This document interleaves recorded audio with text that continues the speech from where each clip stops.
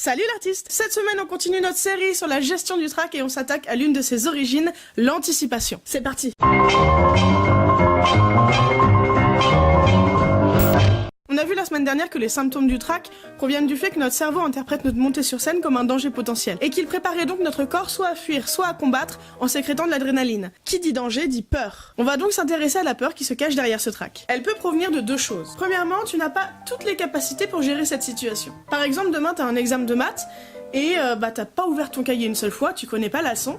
Effectivement, là t'as pas du tout les connaissances nécessaire pour pouvoir gérer la situation. Deuxièmement, et c'est ce qui va nous intéresser aujourd'hui, la peur par anticipation. Tu as des capacités nécessaires, mais c'est la représentation, l'anticipation que tu te fais de cette situation qui te fait peur. Je te propose donc 3 astuces pour pouvoir gérer cette anticipation. Tout d'abord, intéressons-nous à l'avant-spectacle. Une fois que ton spectacle est prêt, tu peux commencer à te faire une liste concrète pour te rassurer sur tes capacités. Par exemple, si tu es chanteur ou chanteuse, je connais mes paroles, je connais la mélodie de mes chansons, je sais les chanter, je maîtrise aussi ma setlist, mon jeu de scène, j'ai tout le matériel nécessaire pour mon spectacle, etc., etc. Alors effectivement, on connaît jamais à 100% nos paroles, on a toujours un risque d'avoir un trou de mémoire sur scène, d'oublier un bout de riff, mais si tu penses comme ça, t'es déjà dans l'anticipation. Avec cette liste, je veux que tu reviennes dans l'instant présent, dans le concret, dans le réel, que tu prennes conscience de tes capacités. Pour couper court à l'anticipation d'avant-concert, il y a un exercice que j'adore donner à mes élèves. Écris 5 anticipations super positives de ta prestation à venir, tout en les visualisant. C'est super important. Par exemple, je vais passer un super moment avec le public. J'aurai une voix détendue, au top de sa forme. J'aurai confiance en moi. Je saurai relever les challenges qui se présenteront à moi. Je m'adapterai avec créativité aux conditions techniques, etc., etc. Veille à ce que tes phrases soient toujours formulées de manière affirmative. Car tu le sais depuis quelques vidéos maintenant, le cerveau ne comprend pas la négation. Pourquoi ces exercices? Parce que la manière d'appréhender les événements va influencer ton comportement. Tu sais, toutes les fois où tu penses très fort à quelque chose et que ça finit par arriver, je vais te dire un truc, ça a rien de magique. C'est pas une intervention divine ou une énergie mystique qui émane de toi. C'est un point sur lequel d'ailleurs je rejoins pas du tout Julia Cameron par exemple. En fait, c'est juste que ta manière de penser va influencer ta manière d'agir. Pour gérer l'anticipation sur le lieu de ton spectacle,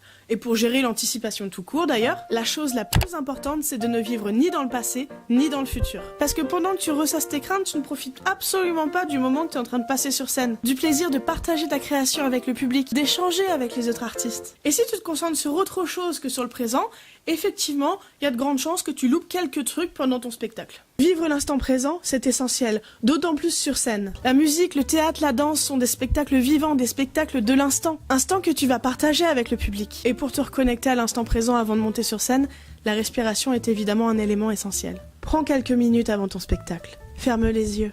Focalise-toi sur le son de ta respiration. Ralentis son rythme.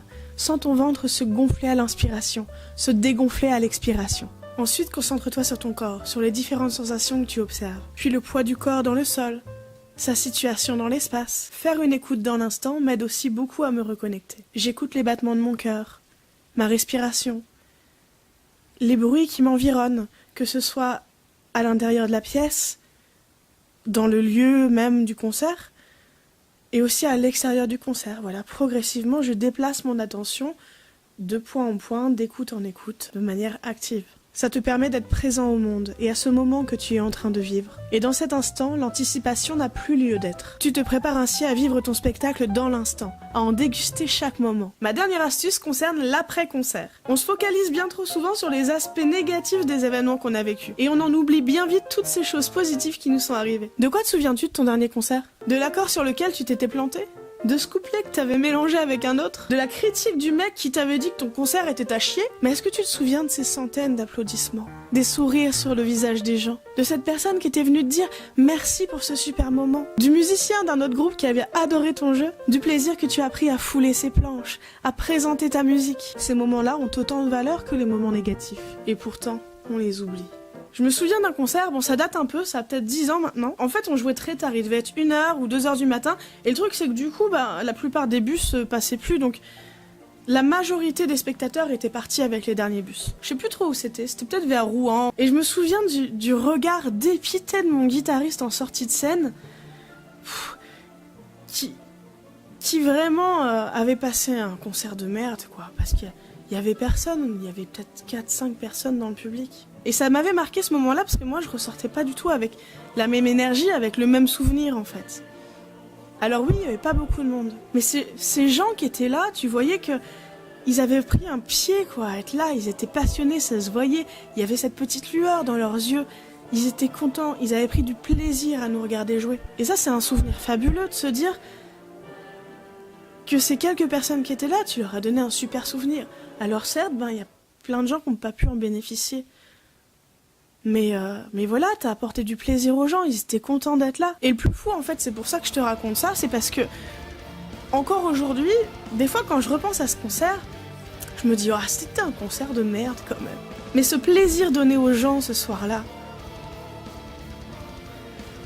ça vaut tout l'or du monde, quoi. Alors effectivement, on était tard, on était crevés, les gens étaient partis, la plupart, mais il y en a qui sont restés.